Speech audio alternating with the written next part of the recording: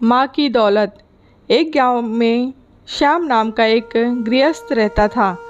उसकी पत्नी का नाम गंगा था। उनके 2 बेटे और 2 बेटियां थीं। एक छोटा सुखी परिवार था।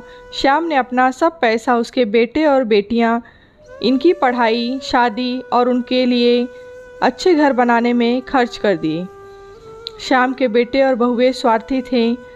माँ बाप ने इतना सब किया था, फिर भी श्याम को अपने बेटे बहू के रहमो करम पर जीना पड़ रहा था। उन दोनों को बेटों और बहुओं से बहुत ज़्यादा हीनता और अपमान का बर्ताव मिलता था। अचानक एक दिन श्याम की मृत्यु हो गई। वजह से वो बेचारा तो इस दर्द से मुक्त हो गए, पर गंगा मात्र अकेली रह गई। गंगा ऐसे ही उदास मन स्थिति में मंदिर गई। वहाँ उसे उनकी बचपन की सहेली शांता मिली। उसे देखकर उसे अच्छा लगा। गंगा को उदास देखकर शांता ने गंगा से उसके उदासी का कारण पूछा। गंगा ने अपने दुखी जीवन का सभी विवरण बताया उसे।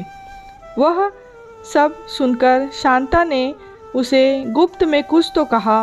वो सभी सुनकर गंगा को थोड़ा सा आधार मिला। दूसरे दिन सुबह जिस प्रकार शांता के बताए अनुसार शांता एक बैग लेकर गंगा के पास गई और वो जैसे पहली बार मिल रही हो ऐसा बर्ताव किया। शांता ने गंगा को गले लगा लिया।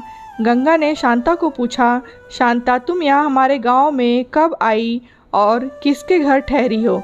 गंगा के दोनों बहू गंगा की आवाज़ सुनकर तुरंत अंदर से बाहर आईं।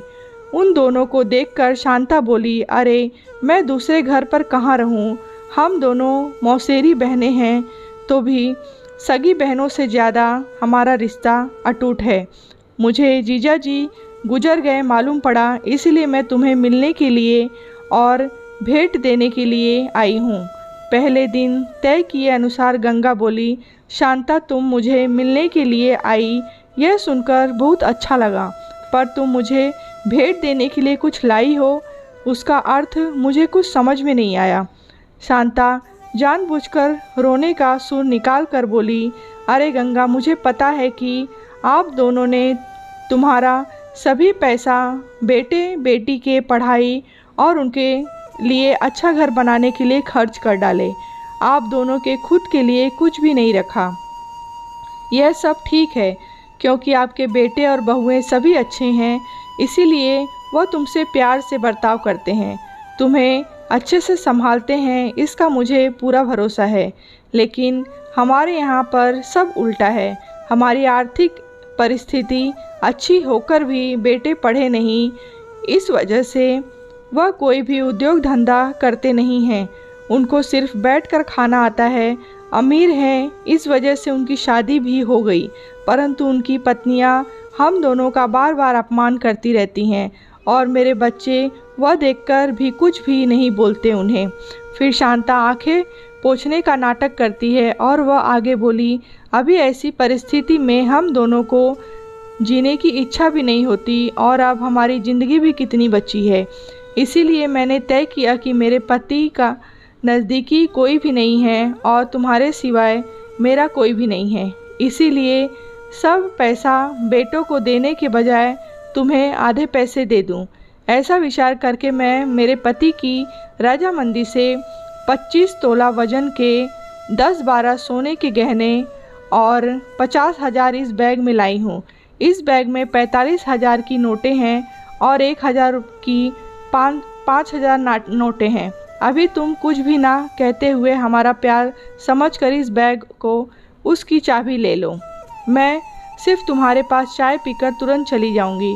शांता का यह बोलना सुनकर सास की बहन कोई सामान्य औरत नहीं है, बल्कि बहुत अमीर औरत है और धन की तिजोरी साथ लाई है, ऐसा विचार करके गंगा की बड़ी बहू प्यार का नाटक करके उनको बोली कि क्या मासी, आप इतनी जल्दी क्यों जा रही हो? अभी आए हो तो रहो हमारे घर 2-4 दिन। आपके बेटे और बहू भी नई पीढ़ी के हैं, इस वजह से आप उनके तरफ ध्यान मत दीजिए। आप दोनों पति पत्नी ने आपका जीवन यशस्वी किया है, वैसे ही हमें भी उस बारे में मार्गदर्शन दिया तो अच्छा होगा और कैसे जीवन जीना है हमें भी समझ में आ जाएगा। तभी शांता उसे बोली, मेरे पति के दोस्त आज प्लेन से रात को 12 बजे हमारे घर आने वाले हैं, इस वजह से मुझे जाना होगा। हर एक मनुष्य के ज़िंदगी में ऐसा प्रसंग आता ही आता है कि जिसकी वजह से उसकी आंखें खुलती हैं और वह मनुष्य समझदार होगा तो उसे मार्ग दिखता है। ऐसा बोलकर शांता चाय पीकर वहाँ से चली गई। शांता के जाने के बाद गंगा के दोनों बेटे और बहुएं उससे बहुत अच्छा बर्ताव करने लगी, बहुत प्यार और देखभाल करने लगे। गंगा खाना खाने के बाद रात को अपने रूम में जाकर दरवाजे की कुंडी लगा लेती। शांता ने दिए हुए पैसे पत्थर पर पीटकर बजाकर गिनती थी। नोटों का आवाज़ रात के समय स्पष्ट उनके बेटे और बहू को सुनाई देता था और उनका गंगा पर और ज़्यादा प्यार बढ़ने लगा। ऐसा 5-6 महीने तक चलता रहा, लेकिन पैसे गिनने का काम मात्र ख़त्म नहीं हो रहा था और ये सिलसिला गंगा ने अपने मरने तक चालू रखा। गंगा के आखिरी 6 साल खुशियों में बीते, परंतु एक दिन अचानक गंगा की मृत्यु हो गई। उसके जाने के बाद रिवाज और लोकलाज के लिए उसके बहू ने और बेटों ने आंसू बहाए।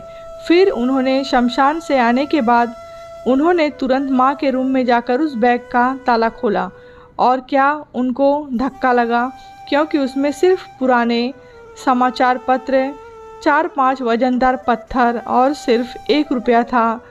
वो रुपया भी पत्थर पर पीटने पर पूरा का पूरा खराब हो गया था। कहानी आपको कैसी लगी है कमेंट बॉक्स में बताएं। कहानी अच्छी लगी हो तो लाइक करें, शेयर करें।